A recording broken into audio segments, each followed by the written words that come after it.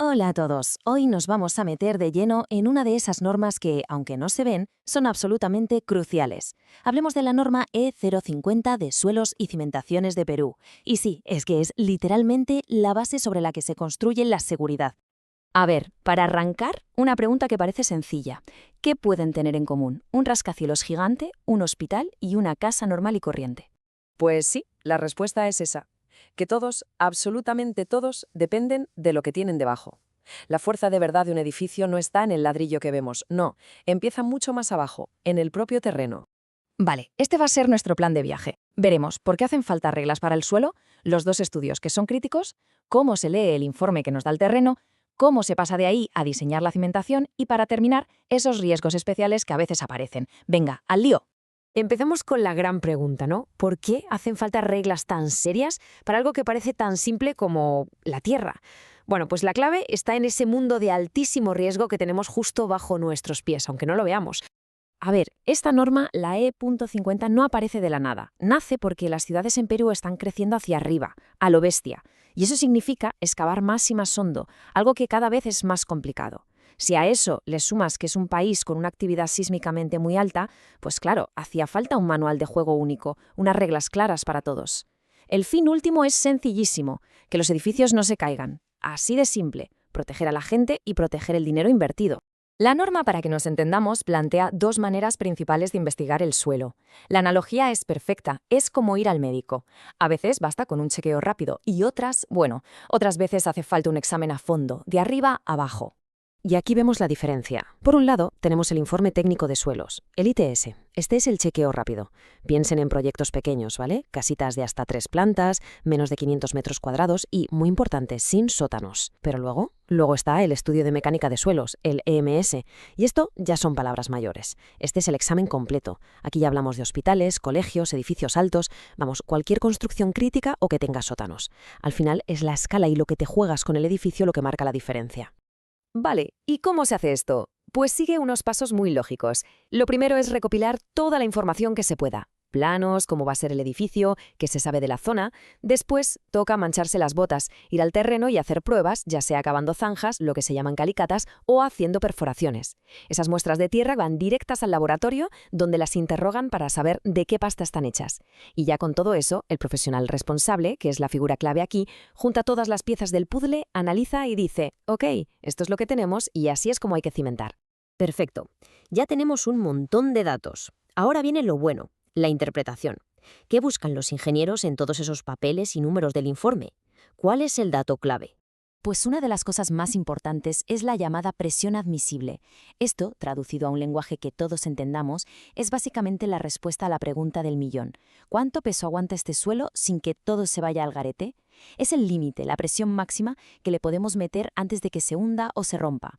Y ojo a esto, porque aquí entra en juego un número que es sagrado, el factor de seguridad. La norma dice que para el peso del edificio quietecito, o sea, las cargas estáticas, ese factor tiene que ser como mínimo de 3. ¿3? Esto quiere decir que el suelo tiene que ser capaz de aguantar el triple del peso que se le va a poner encima. Es un colchón de seguridad brutal y no se puede negociar.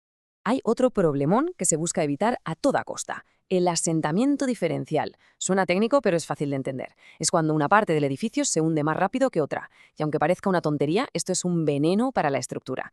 Genera unas tensiones internas bestiales que acaban en grietas o en cosas mucho peores. Por eso la norma es súper estricta con los límites para esto.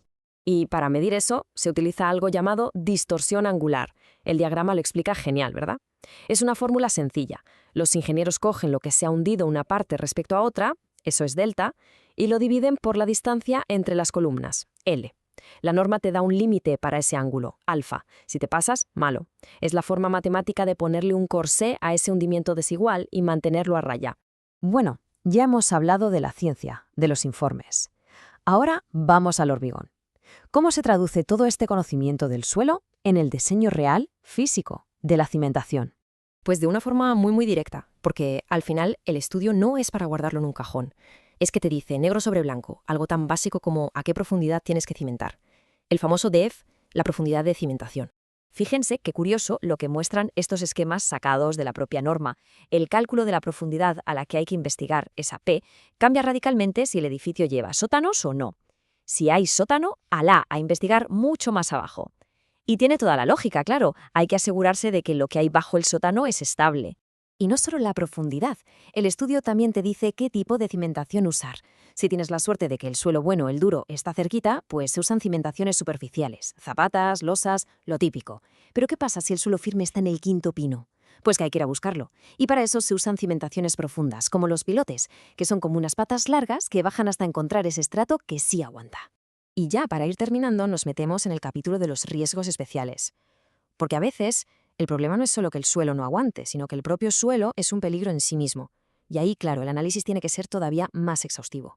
El más famoso, sobre todo en zonas de terremotos, es la licuación de suelos. El nombre ya asusta un poco, ¿eh? Imaginen, llega un terremoto, empieza a sacudir y un suelo que parecía sólido porque está lleno de agua, de repente se comporta como si fuera una sopa, un líquido.